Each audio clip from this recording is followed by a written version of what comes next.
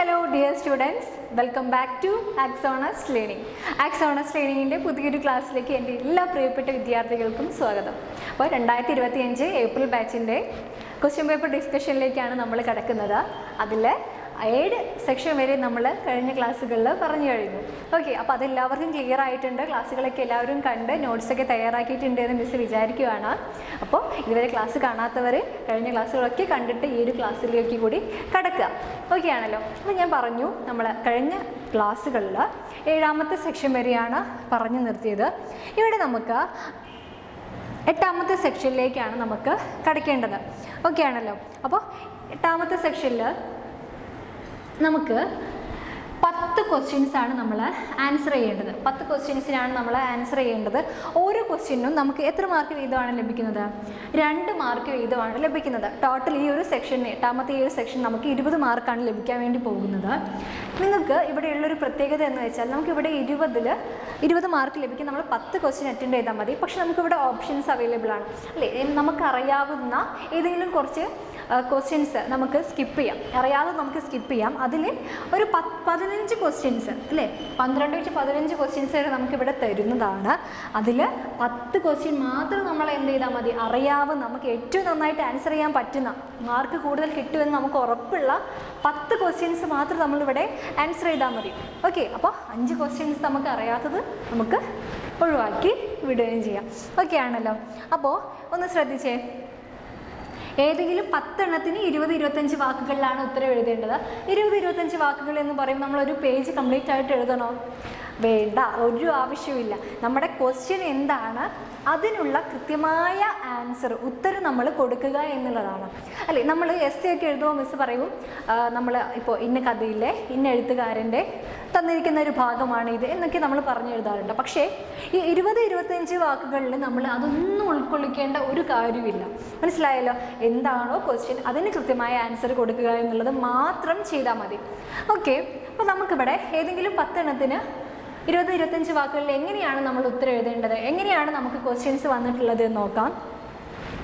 Okay, 51ാമത്തെ question ഒന്ന് ശ്രദ്ധിക്കുക. ഗാന്ധിജിയുടെ മുടി മുറിക്കാത്തതിൽ ക്ഷുരകന്റെ ഭാഗത്ത് തെറ്റില്ലെന്ന് ഗാന്ധിജി ചിന്തിച്ചത് എന്തുകൊണ്ട്? ഗാന്ധിജിയുടെ മുടി മുറിക്കാത്തതിൽ ക്ഷുരകന്റെ ഭാഗത്ത് തെറ്റില്ല എന്ന് ഗാന്ധിജി പറയാനിടയായൊരു സംഭവം ഉണ്ടായിരുന്നു. നിങ്ങളത് ഓർക്കുന്നുണ്ടോ? അല്ലേ? ലളിത ജീവിതം എന്ന് പറയുന്ന ഗാന്ധിജിയുടെ ആത്മകഥയിൽ നിന്നുള്ളൊരു ഭാഗം നമുക്ക് പഠിക്കാനുണ്ടായിരുന്നു. അതിൽ തന്നിട്ടുള്ള ഒരു ഭാഗമാണ്, അതിൽ നിന്ന് വന്നിട്ടുള്ളൊരു ഭാഗമാണ്. അപ്പോൾ നമുക്ക് കൃത്യമായിട്ട് മനസ്സിലാക്കാൻ പറ്റും. ഓക്കെ, ഇവിടെ നോക്കിയേ, കറുത്തവരുടെ മുടി വെട്ടാൻ തുടങ്ങിയാൽ വെള്ളക്കാർ അയാളുടെ കടയിൽ വരുന്നത് ഇല്ലാതാകും. അതാണ് കാരണം. അപ്പോൾ ഗാന്ധിജി മുടി മുറിക്കാത്ത അവിടെ നിന്ന് മുടി മുറിക്കുന്നതിൽ തൻ്റെ ക്ഷുരകൻ തനിക്ക് പറ്റില്ല എന്ന് പറഞ്ഞതിൻ്റെ കാരണം എന്താണെന്ന് ഗാന്ധിജി പറയുന്നത് അല്ലേ? നമ്മൾ അല്ലേ, നമുക്കറിയാം അവിടെ വെള്ളക്കാർ ദക്ഷിണാഫ്രിക്കയിലാണ് അവിടെ നിൽക്കുന്നത്, ഗാന്ധിജി നിൽക്കുന്നത്. അവിടെ മുടി മുറിക്കാൻ ചെന്നപ്പോൾ അവർ കുറച്ച് ബുദ്ധിമുട്ടാണ് എന്ന് പറഞ്ഞിട്ടുണ്ടായിരുന്നു.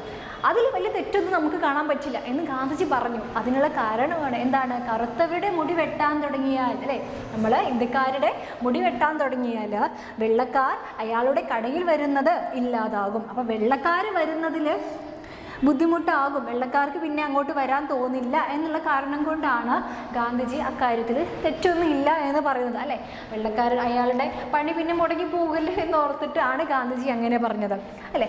നമുക്കറിയാം ഇന്ത്യയിൽ അക്കാലത്ത് ഭയങ്കര ജാതി വിവേചനമൊക്കെ നിലനിന്ന ഒരു സമയമായിരുന്നു. അപ്പോൾ ഈ മേൽജാതിക്കാരുടെ അല്ലേ, കീഴ്ജാതിക്കാർ എന്ന വിഭജനം ഉണ്ടായിരുന്നു. അപ്പോൾ ഈ മേൽജാതിക്കാർ കീഴ്ജാതിക്കാരുടെ മുടി വെട്ടാൻ സമ്മതിച്ചിരുന്നോ? ഇല്ല. അപ്പോൾ അന്ന് നമ്മുടെ നാട്ടിൽ നടന്നതിനുള്ള ഒരു പ്രത്യാഘാതമാണ് ദക്ഷിണാഫ്രിക്കയിൽ വെച്ചിട്ട് ഗാന്ധിജി ലഭിച്ചത് എന്നാണ് ഗാന്ധിജി മനസ്സിലാക്കുന്നത്. ഓക്കെ ആണല്ലോ. അപ്പോൾ ഇന്ത്യയിൽ അക്കാലത്ത് അയിത്തജാതിക്കാരുടെ മുടി വെട്ടുന്നതിന് ക്ഷുരകന്മാർ മടിച്ചിരുന്നുവല്ലോ അല്ലേ? അപ്പോൾ അതിൻ്റെ പ്രതിഫലനമാണ് തനിക്ക് ദക്ഷിണാഫ്രിക്കയിൽ നിന്ന് കിട്ടിയത് എന്ന് ഗാന്ധിജി വിശ്വസിക്കുന്നു. ഓക്കെ, അപ്പോൾ നമ്മൾ അവിടെ ഇന്ത്യയിൽ നമ്മൾ വലിയ മേൽജാതിക്കാരായിരുന്നു. ആ സമയത്ത് നമ്മൾ താഴ്ന്ന ജാതിക്കാരുടെ മുടി വെട്ടാൻ നമ്മൾ കുറച്ച് വിമുഖത കാണിച്ചിരുന്നു. അപ്പം അതിനുള്ള പരിഹാരമായിട്ടാണ്, ഒരു പ്രതിഫലനമായിട്ടാണ് നമുക്ക് ഇവിടെ ദക്ഷിണാഫ്രിക്കയിൽ വെച്ചിട്ട് നമ്മുടെ മുടി വെട്ടാൻ വെള്ളക്കാർ പറ്റില്ല എന്ന് പറഞ്ഞത് എന്ന് ഗാന്ധിജി മനസ്സിലാക്കുകയാണ്. അപ്പം അക്കാര്യത്തിൽ അദ്ദേഹം മുടി വെട്ടില്ല എന്ന് പറഞ്ഞതിൽ തെറ്റൊന്നും കാണേണ്ടതില്ല, അതെനിക്ക് കിട്ടിയ തിരിച്ചടിയാണ് എന്ന് ഗാന്ധിജി മനസ്സിലാക്കുകയാണ് ചെയ്യുന്നത്. ഓക്കെ ആണല്ലോ. അപ്പോൾ ഇത്തരത്തിൽ വേണം നമ്മൾ ആൻസർ ചെയ്യാൻ വേണ്ടിയിട്ട്. ഓക്കെ, കറുത്ത വർഗ്ഗക്കാരുടെ മുടി വെട്ടാൻ തുടങ്ങിയാൽ വെള്ളക്കാർ അയാളുടെ കടയിൽ വരുന്നത് ഇല്ലാതാകും, അതാണ് കാരണം. ഇത്ര മാത്രം എഴുതിയാൽ തന്നെ നമുക്ക് 2 മാർക്ക് കിട്ടും. ഓക്കെ ആണല്ലോ. ഓക്കെ, അപ്പോൾ ഇത്തരത്തിൽ എന്താണ് ക്വസ്റ്റ്യൻ എന്ന് നമ്മൾ മനസ്സിലാക്കുക, എന്നിട്ട് അതിലുള്ള ആൻസറിലേക്ക് നമ്മൾ കടക്കണം. മനോജിന് ഡോക്ടറായ അമ്മ തന്നെ മയക്കുമരുന്ന് എത്തിച്ചു കൊടുത്തത് എന്തുകൊണ്ട്? അല്ലേ, മനോജിന് സ്വന്തം അമ്മ തന്നെയായിരുന്നു മയക്കുമരുന്ന് എത്തിച്ചു കൊടുത്തുകൊണ്ടിരുന്നത്. എപ്പോൾ?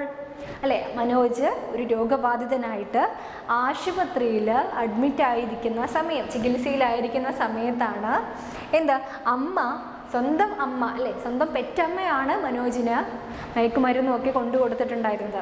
അല്ലേ, അങ്ങനെ എത്തിച്ചു കൊടുക്കാനുള്ള കാരണം എന്തായിരുന്നു എന്നാണ് ക്വസ്റ്റ്യൻ. അല്ലേ, സ്വന്തം അമ്മമാരങ്ങനെ ചെയ്യുമോ? സ്വന്തം മക്കൾക്ക് അമ്മമാർക്ക് അങ്ങനെ എത്തിച്ചു കൊടുക്കാൻ വേണ്ടി പറ്റുമോ? പക്ഷേ ഇവിടെ ഈ കഥയിൽ അങ്ങനെ സംഭവിച്ചു. അല്ലേ, അത് എന്തുകൊണ്ടായിരിക്കാം എന്നാണ് നമ്മളെടുത്ത് ചോദിക്കുന്ന ചോദ്യം. മനസ്സിലായോ നിങ്ങൾക്ക്? അപ്പോൾ ഇത് ഏത് ഭാഗത്ത് നിന്ന് വന്നിട്ടുള്ളതാണ് എന്നുള്ള ക്വസ്റ്റ്യൻസൊക്കെ നിങ്ങൾക്ക് മനസ്സിലായിട്ടുണ്ട് എന്നാണ് മിസ്സ് വിചാരിക്കുന്നത്. അല്ലേ, ഡോക്ടർ വി.പി. ഗംഗാധരൻ്റെ പുകമറയ്ക്കപ്പുറം എന്ന് പറയുന്ന കഥയിൽ നിന്ന് വന്നിട്ടുള്ള ക്വസ്റ്റ്യനാണ്. അപ്പോൾ അതൊന്നും നമ്മൾ എഴുതേണ്ട കാര്യമില്ല, മിസ് ജസ്റ്റ് ഓർമ്മിപ്പിച്ചു എന്നേ ഉള്ളൂ. ഒന്ന് നോക്കിയേ, വാങ്ങിച്ചു കൊടുക്കാതിരുന്നാൽ മനോജ് സമ്മതിക്കില്ല. അല്ലേ, ഇത് വളരെ ഇമ്പോർട്ടൻ്റ് ആയിട്ടുള്ളൊരു കാര്യമാണ്. ഇപ്പോൾ ഇവിടെ ക്യാൻസർ പേഷ്യൻ്റായിട്ട് അഡ്മിറ്റായി ചികിത്സയിലിരിക്കുകയാണ്. അപ്പോൾ ഈ മയക്കുമരുന്ന്, ഈ ലഹരി വസ്തുക്കളിൽ തനിക്ക് കിട്ടിയില്ലെങ്കിൽ ഈ ഒരു രോഗാവസ്ഥയ്ക്കുള്ള പരിഹാരത്തിന്, ചികിത്സയ്ക്ക് മനോജ് സമ്മതിക്കില്ല. വാങ്ങിച്ചു കൊടുക്കാതിരുന്നാൽ മനോജ് സമ്മതിക്കില്ല. ചികിത്സയൊക്കെ വേണ്ടെന്ന് വെച്ച് ആശുപത്രിയിൽ നിന്നിറങ്ങിപ്പോകും. ഒക്കെ സമ്മതിച്ചു കൊടുക്കുന്നത് കൊണ്ടാണ് അവൻ ആശുപത്രിയിൽ അടങ്ങിയിരിക്കുന്നത്. അപ്പോൾ എന്താണ് പറയുന്നത്? നമ്മുടെ മനോജിൻ്റെ അമ്മ എന്താ പറയുന്നത്? അല്ലേ, ഇതൊക്കെ സമ്മതിച്ചു കൊടുക്കുന്നത് കൊണ്ടാണ്, ഈ മരുന്ന് എത്തിച്ചു കൊടുക്കുന്നത് കൊണ്ടാണ് അവന് ഈ ഒരു ചികിത്സയ്ക്ക് തന്നെ സമ്മതിച്ചത്. അല്ലേ, അപ്പോൾ അത്രയ്ക്കും ഗതികേടിലാണ് ഈ ഒരു അമ്മ നിൽക്കുന്നത്. സ്വന്തം മകനോട് എതിർത്ത് പറയാൻ കഴിയാത്ത, ആ മകൻ്റെ ജീവിത സാഹചര്യങ്ങളും അത്തരത്തിലായിരുന്നു എന്നുള്ളത് നമുക്കറിയാവുന്ന കാര്യമാണ്. അല്ലേ, ചെറുപ്പം മുതലേ ചോദിക്കുന്നതിനൊക്കെ അമ്മയ്ക്ക് നോ ഉണ്ടായിരുന്നില്ല. അല്ലേ, എന്ത് പറഞ്ഞാലും പണം വാരിക്കോരി കൊടുത്ത് ശീലമാക്കിയതായിരുന്നു. ആദ്യം ഐസ്ക്രീമും ടാങ്ക് അങ്ങനത്തെ വസ്തുക്കളൊക്കെ ആയിരുന്നു മകൻ കഴിച്ചുകൊണ്ടിരുന്നത്. പിന്നീട് അത് ലഹരി വസ്തുക്കളിലേക്ക് എത്തി. അല്ലേ, എല്ലാ മകന് കിട്ടുന്ന തരത്തിലായിരുന്നു അവൻ്റെ ജീവിതം. പക്ഷേ ജീവിതത്തിൽ അച്ഛനും അമ്മമാരും നമുക്കറിയാം മക്കളെ നമ്മൾ എത്രമാത്രമാണ് ശ്രദ്ധിക്കുന്നത് എന്നൊക്കെ. അപ്പം പക്ഷേ ഈ തിരക്കുകളിൽ പെട്ട് ഈ അച്ഛനും അമ്മയ്ക്കും, ഡോക്ടറാണ് അച്ഛനും അമ്മയ്ക്കും ഈ മകന് ഒരൊറ്റ മകനാണ്, ഈ മകനെ ശ്രദ്ധിക്കാനോ ജീവിതത്തിൽ ഒരു കൂട്ടിരിക്കാനോ ഒന്നിനുമുള്ള സമയം ഉണ്ടായിരുന്നില്ല. അപ്പോൾ ജീവിതത്തിൽ ഒറ്റപ്പെട്ടു പോയ മകൻ ഈ ലഹരി വസ്തുക്കളെ ആശ്രയിക്കുകയാണ് ചെയ്തിട്ടുള്ളത്. ഓക്കെ, അപ്പോൾ അതുകൊണ്ട് ജീവിതത്തിൽ അല്ലേ നല്ല കാലത്ത് മകന് ശ്രദ്ധിക്കാൻ പറ്റാത്ത ഒരമ്മയുടെ വേദനയായിട്ട് കൂടി നമുക്കിത് കാണാൻ സാധിക്കും. ഓക്കെ, അപ്പോൾ ഈ ഒരു ക്വസ്റ്റ്യൻ 52ാമത്തെ ക്വസ്റ്റ്യൻ നിങ്ങൾക്ക് ക്ലിയറായി മനസ്സിലായി എന്നാണ് മിസ് വിചാരിക്കുന്നത്. ഓക്കെ ആണെങ്കിൽ നമുക്ക് എന്ത് ചെയ്യാം, അടുത്ത ക്വസ്റ്റ്യനിലേക്ക് കടക്കാം. ഓക്കെ,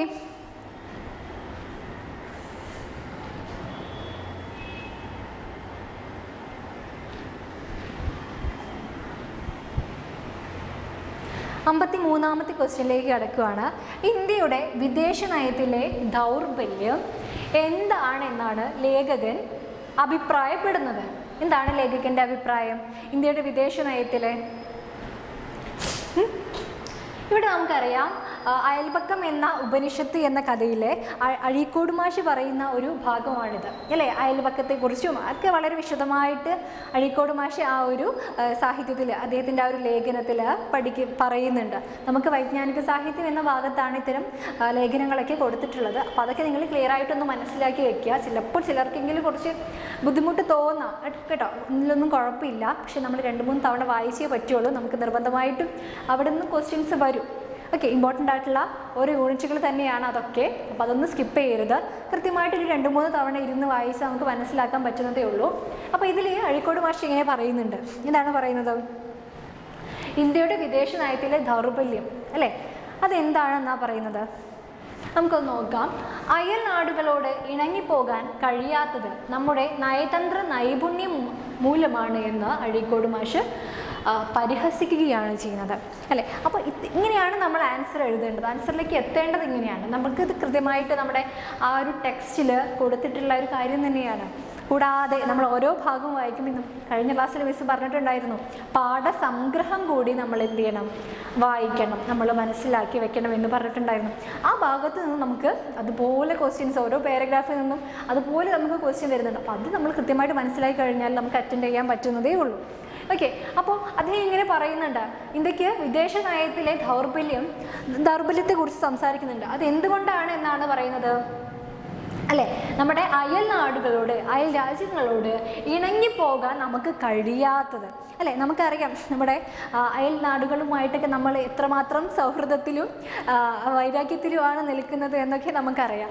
അപ്പോൾ അതുകൊണ്ട് അയൽ നാടുകളോട് ഇണങ്ങിപ്പോകാൻ കഴിയാത്തത് നമ്മുടെ നയതന്ത്ര നൈപുണ്യം മൂലമാണ് എന്ന് അഴീക്കോട് മാഷ് പരിഹസിക്കുകയാണ് ചെയ്യുന്നത്. അപ്പോൾ ഇത്തരം ഒരു സാഹചര്യത്തിൽ നമ്മുടെ മാഷ് എന്താണ് ചെയ്യുന്നത്? ഇവിടെ പരിഹസിക്കുകയാണ് അല്ലേ.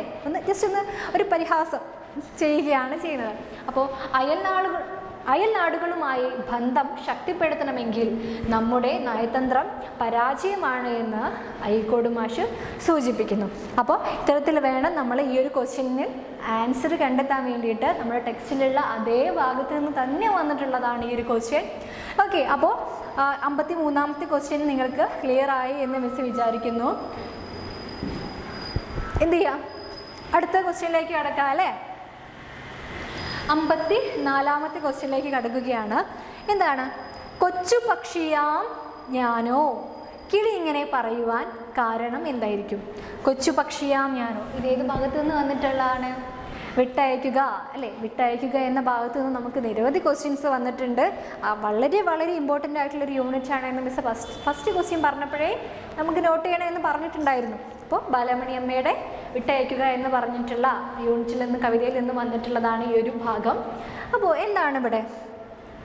കൊച്ചു പക്ഷിയാം ഞാനോ, കിളി ഇങ്ങനെ പറയുവാനുള്ള കാരണം എന്താണ് എന്നാണ് ചോദിക്കുന്നത്. കിളി എന്താ പറയുന്നത്? കൊച്ചു പക്ഷിയാം ഞാനോ അല്ലേ. കിളി ഇങ്ങനെ പറയുന്നുണ്ട് അല്ലേ, ഞാൻ മാത്രം കൂട്ടിലകപ്പെട്ടിരിക്കുകയാണ്, സ്വാതന്ത്ര്യം ഹനിക്കപ്പെട്ട് പറക്കാൻ കഴിയാതെ അല്ലെ, വാനിൽ ഉയർന്നു പറക്കാൻ കഴിയാതെ കൂട്ടിൽ അടയ്ക്കപ്പെട്ടിരിക്കുകയാണ് അല്ലേ. അപ്പോൾ അത്തരത്തിൽ കിളി പറയുന്നുണ്ട് ഒരു രാവിലെ. എന്താണ്? എല്ലാവരും തൻ്റെ കുടുംബം ഒക്കെ എന്ത് ചെയ്യുന്നുണ്ട്, അവിടെ പാറി രസിക്കുമ്പോൾ അല്ലേ, സ്വാതന്ത്ര്യത്തിൽ അവർ സന്തോഷത്തോടെ തൻ്റെ ജീവിതം ആസ്വദിക്കുമ്പോൾ തനിക്ക് മാത്രം ഇങ്ങനെയൊരു വിധി വന്നു. അപ്പോൾ അതിനെ ചൊല്ലി കിളി പറയുന്ന ഒരു ഭാഗമാണ്, കിളിയുടെ സ്വന്തം വർഗ്ഗക്കാർ പുലർക്കാലമായപ്പോൾ സ്വതന്ത്രമായി പറന്നു നടക്കുകയാണ്. സ്വാതന്ത്ര്യത്തിൻ്റെ പുലർവെളിച്ചം ചുറ്റും പരക്കുമ്പോഴും കിളി മാത്രം എവിടെയാണ് കുട്ടികളെ? എവിടെയാണ്? തടവറയുടെ ഇരുട്ടിൽ തന്നെ കഴിയുന്നു. ഇപ്പോൾ കിളി മാത്രം തടവറയുടെ ഇരുട്ടിൽ കഴിയുകയാണ്.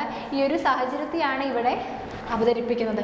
അപ്പോൾ നമുക്ക് മനസ്സിലാക്കാൻ പറ്റും, കിളിയുടെ എളിമയും വിനയവും നമുക്ക് എന്ത് ചെയ്യാൻ പറ്റും, ഈ ഒരു ഭാഗത്ത് നിന്ന് കാണാൻ പറ്റും.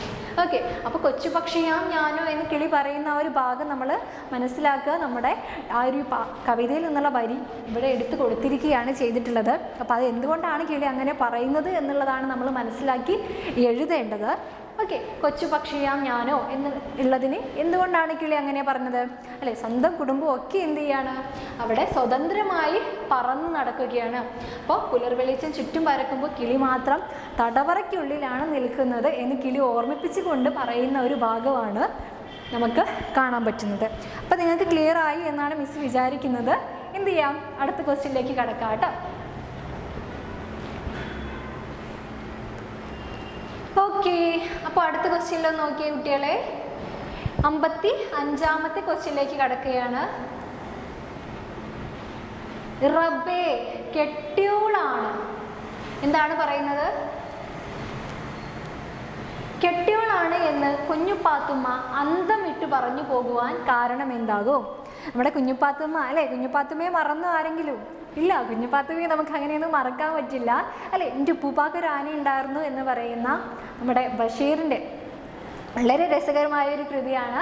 അതിൽ പറയുന്നതാണ് റബ്ബേ കെട്ടിയോളാണ് എന്ന് കുഞ്ഞുപാത്തുമ്മ. ഇത് എപ്പോഴാണ് പറയുന്നത് അല്ലേ? കുഞ്ഞുപാത്തുമ്മ അവിടെ ചില പണികളിലൊക്കെ ഏർപ്പെട്ടിരിക്കുന്ന സമയത്ത് കിളിയുടെ ശബ്ദം കേട്ടു. കിളി ഭയങ്കര അല്ലേ, ഭയങ്കര അടിപിടിയാണ് രണ്ട് കിളികളും തമ്മിൽ. പറഞ്ഞാൽ കേൾക്കുകയില്ല എന്നൊക്കെ പറയുന്ന രസകരമായ ഭാഗം നിങ്ങൾ ശ്രദ്ധിച്ചിട്ടുണ്ടായിരിക്കും. അപ്പോൾ അവിടെ എന്താണ്, നമ്മുടെ കിളി രണ്ടുപേരും അടിപിടി കൂടി ഒരാൾ തോട്ടിലേക്ക് വീണു. അപ്പം അതിനെ രക്ഷിക്കാൻ വേണ്ടിയിട്ട് കുഞ്ഞുപാത്തുമ്മ എടുത്ത് ചാടി അതിനെ എടുത്തുകൊണ്ട് വന്നിട്ട് കയ്യിൽ വെച്ചിട്ട് പറയുകയാണ്, എന്താണ്, ജസ്റ്റ് ഒന്ന് നോക്കിയിട്ട് റബ്ബേ കെട്ടിയോളാണ് എന്ന് കുഞ്ഞുപാത്തുമ്മ പറയുന്ന ആ ഒരു സന്ദർഭമാണ് നമ്മളിവിടെ ഓർക്കേണ്ടത്. അപ്പോൾ കുഞ്ഞുപാത്തുമ്മ ഇങ്ങനെ അന്തം വിട്ട് പറഞ്ഞു പോകാനുള്ള കാരണം എന്താണ് എന്നാണ് നമ്മുടെ ചോദ്യം. അപ്പോൾ നിങ്ങൾക്ക് ഇതുവരെ ആൻസർ കിട്ടിയിട്ടുണ്ടായിരിക്കും അല്ലേ.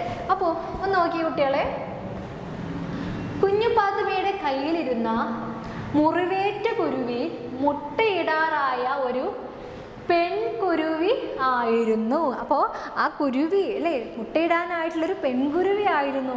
അപ്പം അതുകൊണ്ടാണ് അതൊരു പെൺകുരുവിയാണ് എന്ന് മനസ്സിലാക്കിയത് കൊണ്ടാണ് റബ്ബെ കെട്ടിയോളാണ്. അപ്പം നേരത്തെ കലപില കൂടിയത് കെട്ടിയോനായിട്ടും ആയിരിക്കും എന്നാണ് നമ്മുടെ കുഞ്ഞുപാത്തുമ്മ മനസ്സിലാക്കുന്നത്. അപ്പോൾ കെട്ടിയോനും കെട്ടിയോളും കൂടി അടികൂടി കെട്ടിയോള് നിലത്ത് വീഴാണ് ചെയ്തിട്ടുണ്ടായിരുന്നത്. അപ്പോൾ അതൊരു മുട്ടയിടാറായിട്ടുള്ള കുഞ്ഞു കുരുവി ആയതുകൊണ്ടാണ് നമ്മുടെ കുഞ്ഞുപാത്തുമ്മ ഇത്തരത്തിൽ ഈ ഒരു കെട്ടിയോണാണ് എന്ന് പറയുന്ന ഈ ഒരു ഭാഗം കൊടുത്തിട്ടുള്ളത്.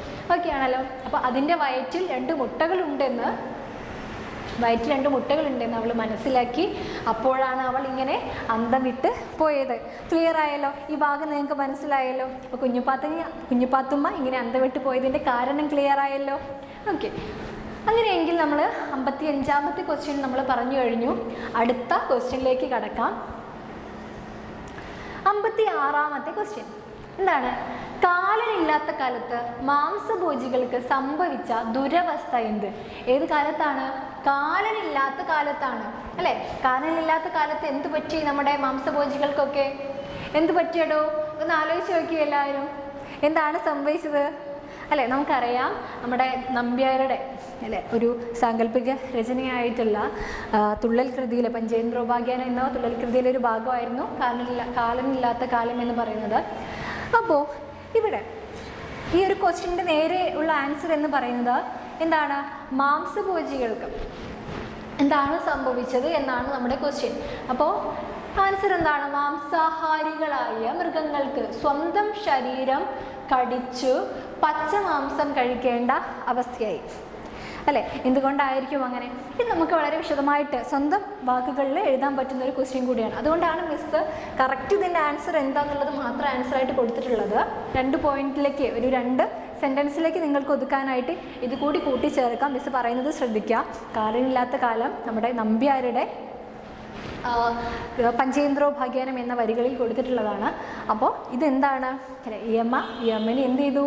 അതെ, യാഗത്തിൽ മുഴുകിയിരിക്കുന്ന സമയത്ത് ഭൂമിയിൽ മരണമില്ലാത്ത അവസ്ഥയുണ്ടായി. ആ അവസ്ഥയ്ക്ക് അങ്ങനെ ഒരു അവസ്ഥ വന്ന സമയത്ത് എന്ത് ചെയ്തു? മരണസംഖ്യ ഉണ്ടായോ? മരണം ഉണ്ടായോ? ഇല്ല. ജനസംഖ്യ വർദ്ധിച്ചു, ആളുകൾ മരിക്കാതെയായി. മാംസാഹാരികൾ എന്ന് പറഞ്ഞാൽ എന്താണ്? മാംസാഹാരികൾ എന്ന് പറഞ്ഞാൽ നമുക്കറിയാം അല്ലേ, ഒരു ജീവനുള്ള ഒരു വസ്തുവിനെ കഴിക്കുന്നതിനെയാണ് നമ്മൾ മാംസാഹാരികൾ എന്ന് പറയുന്നത് അല്ലേ. നോൺ വെജ് കഴിക്കാറുണ്ടല്ലോ അല്ലേ, കോഴീനെയും പോത്തിനെയൊക്കെ നമ്മൾ സ്ഥിരമായിട്ട് കഴിക്കുന്ന ആളുകളാണ്. അപ്പോൾ ആ കാലത്ത് ഒന്ന് ആലോചിച്ച് നോക്കിയേ, മരണമില്ലാത്ത അവസ്ഥ. നമ്മുടെ കോഴീനെയും പോത്തിനെയും ഒക്കെ വെട്ടിയാൽ അവർക്ക് എന്തെങ്കിലും പറ്റുമോ? ഇല്ല, ഒന്നും സംഭവിക്കുന്നില്ല. അവർക്ക് മരണം സംഭവിക്കുന്നില്ല അല്ലേ. നമ്മൾ ഈ ഒരു ഭാഗത്ത് ഒരുപാട് കാര്യങ്ങൾ പറഞ്ഞിട്ടുണ്ടായിരുന്നു. ആർക്കൊക്കെ എന്തൊക്കെ ബുദ്ധിമുട്ടുകളാണ് വന്നിട്ടുള്ളത് അതൊക്കെ നിങ്ങൾ ജസ്റ്റ് ഒന്ന് നോട്ട് ചെയ്യണം. ഓക്കെ. അപ്പോൾ ഇവിടെ കാലമില്ലാത്ത കാലത്ത് മാംസഭോജികളായ അവർക്ക് എന്ത് പറ്റി? ഇങ്ങനെ കോഴീനെയും മീനിനെയും ഒക്കെ തിന്നാൻ പറ്റും? ഇല്ല. മീനിൻ്റെ കാര്യം നമ്മൾ പറഞ്ഞിട്ടുണ്ടായിരുന്നു. വലിയ മീനുകൾ ചെറിയ മീനുകൾ കഴിച്ച സമയത്ത് എന്ത് ചെയ്തു? അവയ്ക്ക് ജീവനോടെ മറ്റൊരു ദ്വാരത്തിലൂടെ പുറത്തേക്ക് പോകേണ്ട അവസ്ഥയാണ് ഉണ്ടായത് അല്ലേ. അപ്പോൾ അത് കാര്യങ്ങളൊക്കെ കൂട്ടിച്ചേർത്ത് കൊണ്ട് വേണം നമ്മൾ ഈ ഒരു ആൻസറിലേക്ക് എത്താൻ വേണ്ടിയിട്ട്. പിന്നെ നമ്മുടെ ടെക്സ്റ്റിൽ പറയുന്ന ഒരു കാര്യം തന്നെയാണ്, മാംസാഹാരികളായ മൃഗങ്ങൾക്ക് സ്വന്തം ശരീരം കടിച്ച് പച്ച മാംസം കഴിക്കേണ്ട അവസ്ഥയുണ്ടായി അല്ലേ. അവർക്ക് മരണം സംഭവിക്കുന്നില്ല, മറ്റൊന്നിനെ കഴിച്ചു കഴിഞ്ഞാൽ മരണം സംഭവിക്കുന്നില്ല. അപ്പോൾ എന്ത് ചെയ്യണം? സ്വന്തം ശരീരം തന്നെ കഴിച്ച് വിഷപ്പടക്കേണ്ട അവസ്ഥയാണ് ഉണ്ടായത്. ഓക്കെ, അപ്പോൾ ഈ ഒരു 56ാമത്തെ ക്വസ്റ്റ്യൻ നിങ്ങൾക്ക് ഓക്കെ ആയി എന്ന് മിസ് വിചാരിക്കുന്നു. ഓക്കെ, ഇങ്ങനൊരു ക്വസ്റ്റ്യൻ വന്നു കഴിഞ്ഞാൽ നിങ്ങൾ എഴുതുമല്ലോ. അങ്ങനെയാണെങ്കിൽ നമുക്ക് അടുത്ത ക്വസ്റ്റ്യനിലേക്ക് കടക്കാം. 57ാമത്തെ ക്വസ്റ്റ്യൻ. ദേവേന്ദ്രൻ എന്തുകൊണ്ടാണ് കർണൻ്റെ കവചകുണ്ടലങ്ങൾ ദാനമായി ചോദിച്ചു വാങ്ങിയത്? ദേവേന്ദ്രൻ എന്തുകൊണ്ടാണ് കർണൻ്റെ കവചകുണ്ടലങ്ങൾ ദാനമായി ചോദിച്ചു വാങ്ങിയത് എന്നാണ് തന്നിട്ടുള്ള ക്വസ്റ്റ്യൻ. എന്തുകൊണ്ടായിരിക്കും അങ്ങനെ ദേവേന്ദ്രൻ കർണൻ്റെ കവചകുണ്ടലങ്ങളെ ചോദിച്ചു വാങ്ങിയത്? നമുക്കറിയാം, കർണന് ജന്മനാ ലഭിച്ചിട്ടുള്ള ഒരു വരദാനമായിരുന്നു തൻ്റെ കവച കുണ്ടലങ്ങൾ, അല്ലെ? ഒരു ഒരു പടച്ചട്ടിയും ഒരു കുണ്ടലവും നമ്മുടെ കർണന് ജന്മനാ ലഭിച്ചിട്ടുണ്ടായിരുന്നു. കർണൻ ആരുടെ പുത്രനാണ്? അല്ലെ, സൂര്യദേവൻ്റെ പുത്രനായിട്ടുള്ള കർണൻ. അദ്ദേഹത്തിന് ജന്മനാ സൂര്യഭഗവാൻ സ്വന്തം പിതാവ് വരദാനമായിട്ട് കൊടുത്തിട്ടുള്ളതാണ് ഈ ഒരു കവച കുണ്ടലങ്ങൾ എന്ന് പറയുന്നത്, അല്ലെ? ഒരു പടച്ചട്ടയും കുണ്ടലങ്ങളും. അപ്പോൾ തൻ്റെ ജീവന് ഒരു അപകടവും സംഭവിക്കില്ല എന്നുള്ള ഉറപ്പായിരുന്നു ഈ ഒരു കവച കുണ്ടലങ്ങൾ. അത് നമ്മുടെ കർണൻ ധരിക്കുന്ന അത്രയും കാലം മരണം ഇല്ല, അല്ലേ? കർണന് മരണമില്ലാതെ ജീവിക്കാനുള്ള ഒരു അനുഗ്രഹമായിരുന്നു എന്ത്? ഈ കവചകുണ്ടലങ്ങൾ. അപ്പോൾ ഇത് മനസ്സിലാക്കി നമ്മുടെ ദേവേന്ദ്രൻ എന്ത് ചെയ്തു? ദേവേന്ദ്രൻ്റെ പുത്രന് വേണ്ടിയിട്ട് ഈ കവചകുണ്ടലങ്ങൾ ദാനമായി ചോദിക്കാൻ വന്നു, അല്ലേ? അപ്പോൾ നമ്മുടെ വളരെ ദയാലുവും ദാനശീലനുമായിട്ടുള്ള കർണൻ എന്ത് ചെയ്യും? അല്ലെ, എന്തെങ്കിലും ചോദിക്കുമ്പോൾ കൊടുക്കാതിരിക്കാൻ പറ്റുമോ? അങ്ങനെ വിചാരിച്ചുകൊണ്ട് കൊടുക്കും, നിർബന്ധമായിട്ടും കർണൻ അത് കൊടുക്കും, അല്ലെ? അങ്ങനെയാണ് നമ്മുടെ കർണന് മരണം സംഭവിക്കുന്നതൊക്കെ നമ്മുടെ ഗാന്ധാരി വിലാപത്തിലൊക്കെ പഠിച്ചിട്ടുണ്ട്, അല്ലെ? കുരുക്ഷേത്ര യുദ്ധം, പാണ്ഡവരും കൗരവും തമ്മിലുള്ള യുദ്ധമൊക്കെ നമുക്കറിയാവുന്നതാണ്. അപ്പോൾ നമുക്ക് ഇതിൻ്റെ ആൻസറിലേക്ക് നമ്മൾ എങ്ങനെ കടക്കാം? ദേവേന്ദ്രൻ എന്തുകൊണ്ടാണ് കർണൻ്റെ കവചകുണ്ടലങ്ങൾ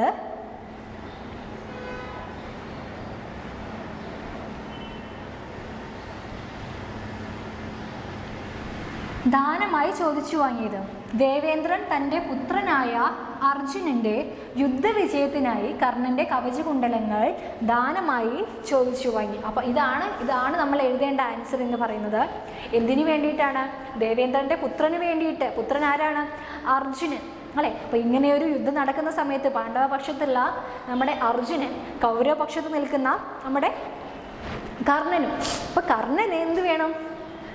ഈ ഒരു യുദ്ധത്തിൽ ജയിക്കണമെങ്കിൽ ഈ കവചകുണ്ടലങ്ങൾ ഉണ്ടെങ്കിൽ നമുക്ക് കർണന് യുദ്ധത്തിൽ ജയിക്കാൻ പറ്റുള്ളൂ. പക്ഷെ അത് മനസ്സിലാക്കിയ ദേവേന്ദ്രൻ വന്നിട്ട് അത് ദാനമായി ചോദിച്ചു വാങ്ങി അർജുനന് നൽകുകയാണ് ചെയ്തിട്ടുള്ളത്. അപ്പോൾ എന്താണ്? യുദ്ധവിജയത്തിന് വേണ്ടിയിട്ട്, സ്വന്തം മകൻ്റെ യുദ്ധവിജയത്തിന് വേണ്ടിയിട്ടാണ് ദേവേന്ദ്രൻ കവചകുണ്ടലങ്ങൾ ദാനമായി ചോദിച്ചത്. ഓക്കെ ആണല്ലോ? അപ്പോൾ ഈ ഒരു ക്വസ്റ്റ്യൻ്റെ ആൻസറിലേക്ക് നമ്മൾ എത്തിയല്ലോ. ഓക്കെ, നിങ്ങൾക്ക് കൃത്യമായിട്ട് മനസ്സിലായി എന്നാണ് മിസ് വിചാരിക്കുന്നത്. ഓക്കെ,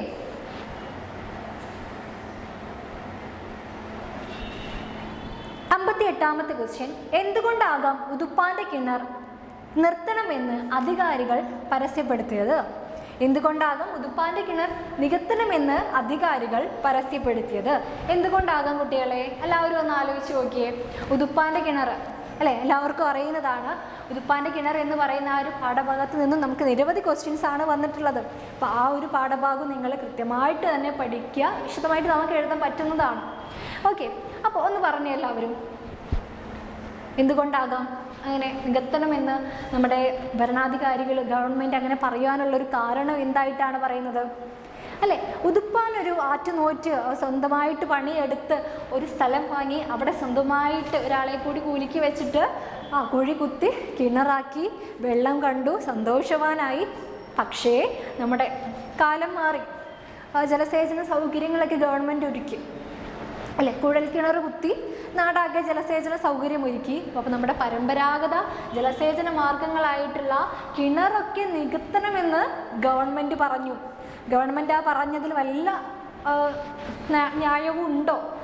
അങ്ങനെ പറയാൻ പാടുണ്ടോ ആ ഒരു ഗവൺമെൻറ്? അല്ലേ? നമ്മുടെ പാരമ്പര്യങ്ങളൊക്കെ നശിപ്പിക്കണമെന്ന് ഒരാൾക്ക് പറയാൻ പറ്റുമോ? ഇല്ല. പക്ഷേ നമ്മുടെ ഉതുപ്പാന്റെ കിണർ എന്ന് പറയുന്ന കഥയിൽ അതാണ് സംഭവിച്ചത്, അല്ലെ? ഉതുപ്പാൻ സ്വന്തമായിട്ട് സ്വന്തം ജീവിതമായ ആ ഒരു കിണർ നികത്തണമെന്ന് ഗവൺമെൻറ് പറഞ്ഞു. അപ്പോൾ അത് എന്തുകൊണ്ടാണ് എന്നാണ് അധികാരികൾ പറഞ്ഞത്? അതാണ് നമ്മുടെ ക്വസ്റ്റ്യൻ. അതിലേക്കാണ് നമ്മൾ എത്തേണ്ടത് അല്ലേ? അപ്പോൾ നമ്മൾ നേരത്തെ പറഞ്ഞ കാര്യങ്ങളൊന്നും നിങ്ങൾ എഴുതേണ്ട കാര്യമില്ല. എന്തുകൊണ്ട് അധികാരികൾ അങ്ങനെ പറഞ്ഞു, അതിലേക്ക് വേണം നമ്മൾ എത്താനായിട്ട്. ഓക്കെ. കുഴൽവെള്ളം ഉള്ളപ്പോൾ കിണറിന് ഓക്കെ, ഇപ്പം കാണുന്നുണ്ടല്ലോ അല്ലേ? കുഴൽവെള്ളം ഉള്ളപ്പോൾ കിണർ ഒരു അനാവശ്യമാണ് എന്നും ഉപയോഗിക്കാതെ കിടക്കുന്ന കിണറ്റിൽ കൊതുകുണ്ടായി പൊതുജനാരോഗ്യം നശിപ്പിക്കുമെന്നും മറ്റും ആളുകൾ പറഞ്ഞു തുടങ്ങി. വികസനം എന്ന പേരിൽ നടക്കുന്ന മനുഷ്യത്വ രാഹിത്യമാണ് ഉതുപ്പാൻ്റെ കിണർ മൂടുന്നതിലൂടെ വെളിവാകുന്നത്. അപ്പോൾ എന്താണ് ഇങ്ങനെ ഈ ഉപയോഗശൂന്യമായിട്ട് കിടക്കുന്ന കിണറുകൾ അല്ലേ? നമ്മുടെ കുഴൽവെള്ളം വന്നപ്പോൾ ഇനി ഉതുപ്പാൻ്റെ കിണറിനൊന്നും ഒരു ആവശ്യമില്ല എന്നാണ് അവർ ഉദ്ദേശിക്കുന്നത്. പക്ഷേ അവർ പറയുന്നൊരു അല്ലേ, നമ്മുടെ ഉതുപ്പാൻ ഒരുപാട് ഗവൺമെൻറ് ഓഫീസുകളൊക്കെ കയറി ഇറങ്ങി ഇത് നികത്തരുത്, നികത്താൻ സമ്മതിക്കരുത്, അങ്ങനെ തൻ്റെ കാര്യങ്ങളൊക്കെ പറഞ്ഞു. പക്ഷെ അവർ പറയുന്ന ഒരു കാര്യം ഇതാണ്, കുഴൽവെള്ളം ഉള്ളപ്പോൾ അല്ലേ, അതോർക്കണം, കുഴൽവെള്ളം ഉള്ളപ്പോൾ കിണർ അനാവശ്യമാണെന്നും ഉപയോഗിക്കാതെ കിടക്കുന്ന കിണറ്റിൽ കൊതുകുണ്ടായി പൊതുജനാരോഗ്യം നശിപ്പിക്കുമെന്നും മറ്റും ആളുകൾ പറഞ്ഞു തുടങ്ങി. ഓക്കെ ആണല്ലോ? അപ്പോൾ നമ്മുടെ ഉതുപ്പാൻ്റെ കിണർ ഒരിക്കലും അദ്ദേഹം ഉപയോഗിക്കാതെ വെക്കുന്നില്ല അല്ലേ? അദ്ദേഹം അത് കൃത്യമായിട്ട് ഉപയോഗിച്ച് ക്ലീനാക്കി നമ്മൾ കാണുന്നുണ്ട്, ദിവസവും അതിന് ചുറ്റും അടിച്ചു വാരി ഓക്കെ അതൊക്കെ ചെയ്യുന്നതാണ്. പക്ഷെ അധികാരികളുടെ മനസ്സ് അല്ലേ, ദുഷ്മനസ്സ് എന്ത് ചെയ്തു? നമ്മുടെ ഉതുപ്പാൻ്റെ കിണർ നശിപ്പിക്കണം എന്ന ഒരു വാദഗതിയിൽ തന്നെയാണ് അവർ ഉറച്ചു നിൽക്കുന്നത്. അങ്ങനെ ഉതുപ്പാൻ്റെ കിണർ എന്ത് ചെയ്യാണ്, മണ്ണിട്ട് മൂടാനുള്ള ഒരു ഇതൊക്കെ എത്തി ഒരു സംഭവമൊക്കെ പറഞ്ഞു. ആ സമയത്ത് സ്വന്തം കിണറ്റിൽ ചാടിയിട്ട് ഉതുപ്പാൻ ആത്മഹത്യ ചെയ്യുകയാണ് ചെയ്തിട്ടുണ്ടായിരുന്നത്. ജസ്റ്റ് ആ ഒരു യൂണിറ്റിലേക്ക് കടന്നു എന്നേ ഉള്ളൂ. അപ്പോൾ നമ്മുടെ ക്വസ്റ്റ്യൻ ഇങ്ങനെയാണ്, അതിൻ്റെ ആൻസർ നമ്മൾ ഇങ്ങനെയാണ് എഴുതേണ്ടത്. കൃത്യമായിട്ട് മനസ്സിലാക്കി ക്വസ്റ്റ്യനിലേക്ക് നമ്മൾ എത്തുക, അതിന് കൃത്യമായ ആൻസർ കൊടുക്കുക എന്നുള്ളതാണ്. അപ്പോൾ നമ്മൾ 58ാമത്തെ ക്വസ്റ്റ്യൻ വരെയാണ് ഈ ഒരു യൂണിറ്റിൽ, ഈ ഒരു ക്ലാസ്സിൽ നമ്മൾ പറഞ്ഞിട്ടുള്ളത്. ഓക്കെ, അപ്പോൾ അടുത്ത ക്ലാസ്സിൽ നമുക്ക് 59ാമത്തെ ക്വസ്റ്റ്യൻ മുതൽ പറഞ്ഞു തുടങ്ങാം. എല്ലാവർക്കും കൃത്യമായിട്ട് ക്ലാസ്സിൽ മനസ്സിലാകുന്നുണ്ട്, കേൾക്കുന്നുണ്ട് എന്ന് വിചാരിക്കുന്നു. ഓക്കെ, അപ്പോൾ അടുത്ത ക്ലാസ്സിൽ 59ാമത്തെ ക്വസ്റ്റ്യൻസുമായിട്ട് മിസ് വരുന്നതാണ്. Okay, thank you.